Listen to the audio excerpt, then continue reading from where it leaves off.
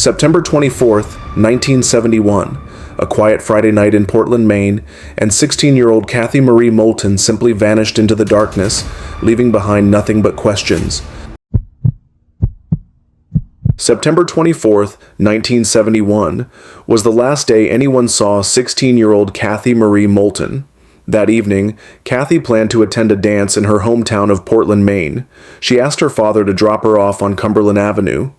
Kathy wanted to buy a pair of pantyhose and some toothpaste before getting ready for the dance. Later that day, she stopped by a music store on Forest Avenue to visit a friend. She told her she'd see her at the dance later, then said she was going to walk home, about 1.5 miles away. Kathy was last seen walking down Forest Avenue. She was carrying a brown leather Mexican clutch purse, which held her house key, 2 tubes of toothpaste, and just few dollars of cash. When she didn't arrive home by dinner time, her parents knew something was wrong. They reported her missing that night. Soon after, witnesses came forward claiming they had seen Kathy in a stolen blue Cadillac with a friend named Lester Everett. It's possible she left willingly, but there were also sightings of Kathy, Lester, and another young man in a remote part of Aroostook County weeks after her disappearance. The second man was Ronald Reed Purley. Lester was eventually found, alone. He claimed he didn't know where Kathy was. A garage employee in Fort Fairfield, Aroostook County, remembered something chilling. He'd seen Kathy, Lester, and Ronald come into the garage to buy new tires. He told police that Ronald seemed to be controlling Kathy's every move, even walking her to and from the bathroom, with his hand pressed firmly against the back of her neck. Across the border, on the Tobique Reserve in Canada, witnesses reported seeing Lester and Kathy for a few days in September. Eventually, the two went to Mars Hill, Maine, where they worked on a potato field at McBride's farm. Kathy was scared. She didn't trust Lester, and begged over and over to go home to Portland. Each time, he refused. She became friends with a teenage girl working the fields. The girl remembered Kathy crying often, and saying she was terrified her parents must be worried sick. She also said Kathy feared the men on the farm. Only one, a kind worker, brought her warm meals. Kathy refused to leave the Cadillac. She combed her hair nervously and tried to sleep in the back seat. On the night of September 29th, everything changed, while others gathered around barnfire. Lester got into the stolen car with Kathy and told her they were going for a drive. She pleaded with him, begged him to take her home. He didn't. By the next morning, Lester returned. Kathy was gone. He claimed to have dropped her off at another camp, but the truth was far darker. Lester had driven her across the Canadian border, using a back road to avoid customs. He brought her to Ronald Purley's family home on the Tobique Reserve. Then he left her there and never came back. When questioned, Lester said he had no idea what happened to Kathy. Shortly after, he and a few others traveled south to pick oranges in Florida. He never returned to Maine. Lester died of cancer in the mid-1980s. He was just 35 and took any secrets he had with him. As for Ronald, he had a criminal past: rape, home invasion. Police offered him immunity if he'd tell them what happened to Kathy. He refused. Investigators considered the theory that Lester killed Kathy, but it didn't match the witness reports. Some of Ronald's own relatives claimed Lester had dropped her at their house, and someone in their family may have harmed her. But no one ever came forward, and Ronald's family refused to speak to police. Authorities believed Kathy died on the Tobique Reserve, sometime before Thanksgiving, 1971, but there was no body, no confession, no warrants, no justice. In 1983, a hunter reported finding a skeleton near Smyrna, Maine. It was surrounded by scraps of women's clothing. Some believed it was Kathy, but the hunter couldn't relocate the site. The bones were lost to the forest. Kathy was just a junior at Deering High School when she vanished. Her classmates remembered her as happy, well-liked, and with no reason to run away. Her father, Lyman, died in 2017 without ever knowing what happened to his daughter. Her mother still holds out hope. For more than 50 years, Kathy's name has echoed through the woods and fields of northern Maine, a haunting reminder that sometimes people vanish and take their secrets with them to the grave. He left a bar after a night out with friends, walked into the cold alone, and made 8 desperate phone calls in 20 minutes. Then, nothing. No answers. No trace. He vanished in the middle of a city, without a sound. November 8th, 2007. It was a cool Thursday night in Charlotte, North Carolina, the kind of night when the city felt safe, predictable. But for 24-year-old Kyle Fleischmann, it would be the night he vanished. Without a trace. Kyle had everything going for him, handsome, friendly, popular. He worked in sales and lived with his 2 roommates just outside the city. That night, Kyle went to a Dane Cook comedy show with his close friends. They laughed, joked around. Everything felt normal. After the show, the group stopped by Buckhead Saloon, a bar in uptown Charlotte. They had a few drinks, maybe more than a few. But around 2 a.m., Kyle suddenly left the bar, alone. His friends hadn't noticed right away. He didn't say goodbye. He walked out into the cold November dark, wearing only a short-sleeved shirt. And that was the last confirmed sighting. Here's where things get strange. Security footage showed Kyle walking alone near the bar shortly after leaving. But in the span of 30 minutes, he made 8 phone calls, 4 to his best friend, 3 to his sister, 1 to his father. None of them went through. He left no voicemails. The calls stopped after 2:45 a.m. Then, silence. His phone, a flip phone with GPS capability, was never active again. The next morning, Kyle didn't show up for work, and when his friends realized he hadn't come home, panic set in. His parents, Dick and Barbara Fleischmann, contacted the police, but since Kyle was an adult, the case wasn't taken seriously at first. 48 crucial hours passed. In that time, volunteers began forming search parties. Flyers were stapled to every pole in Charlotte. Find Kyle started trending locally. His parents appeared on Good Morning America, pleading for answers. But Kyle was just gone. There were no signs of struggle, no witnesses, no confirmed sightings. The area where he disappeared was busy, well lit.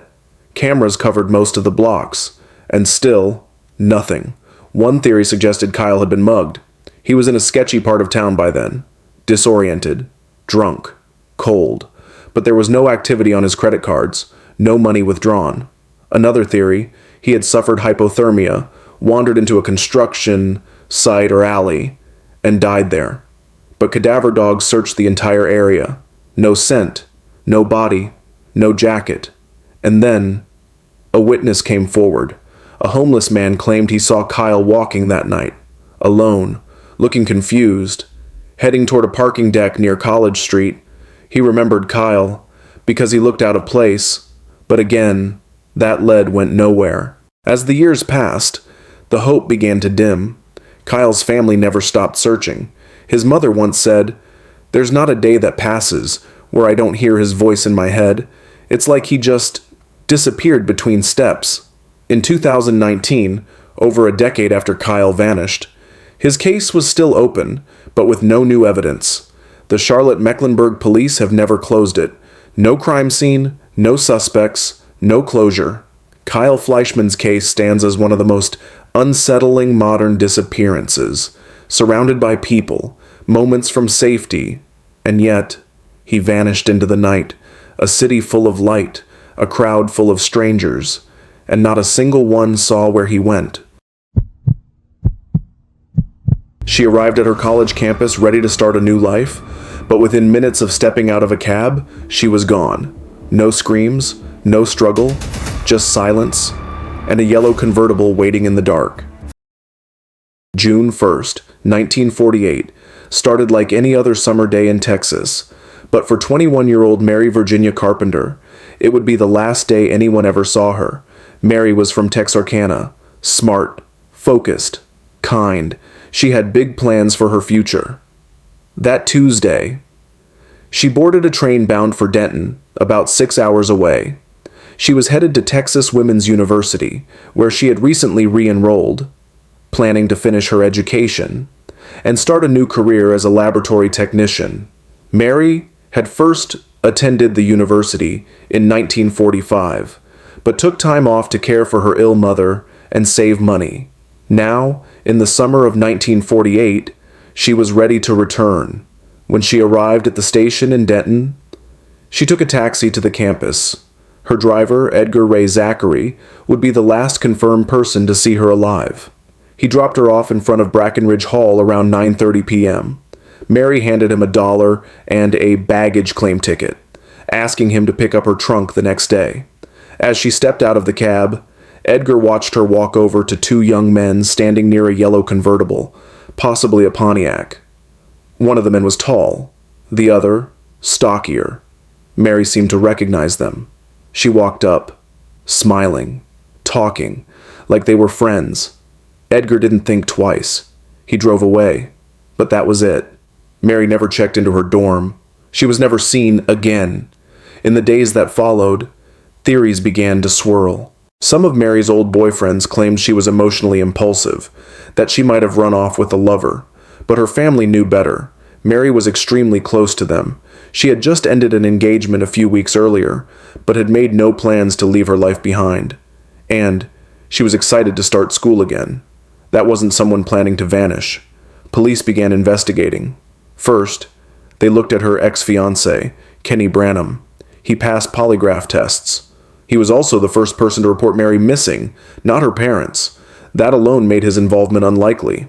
Next, they turned their attention to the cab driver, Edgar Zachary. He had a criminal record, petty crimes, a reputation for being abusive, and in 1957, nearly a decade later, he was charged with attempted rape.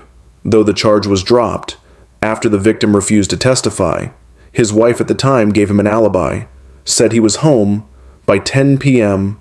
the night Mary vanished. But then, 10 years later, she changed her story. She told police Edgar hadn't come home until 2 or 3 a.m. that night. Edgar would die in 1984 without ever being charged in Mary's case. But suspicion has never lifted from his name. Strangely, there was another chilling layer to this story. Mary was from Texarkana, a town shaken just 2 years earlier by a series of brutal murders.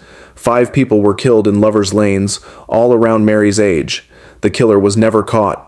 He became known as the Texarkana Phantom. And Mary? She was acquainted with at least 3 of the victims. Could her disappearance have been connected? Police looked into it, but found no solid evidence to tie the cases together. In 1998, 50 years after Mary vanished, police received a tip. 2 now-deceased men had supposedly raped and murdered her, then buried her in a dam near the Texas Women's University campus. Investigators searched the site, but uncovered nothing.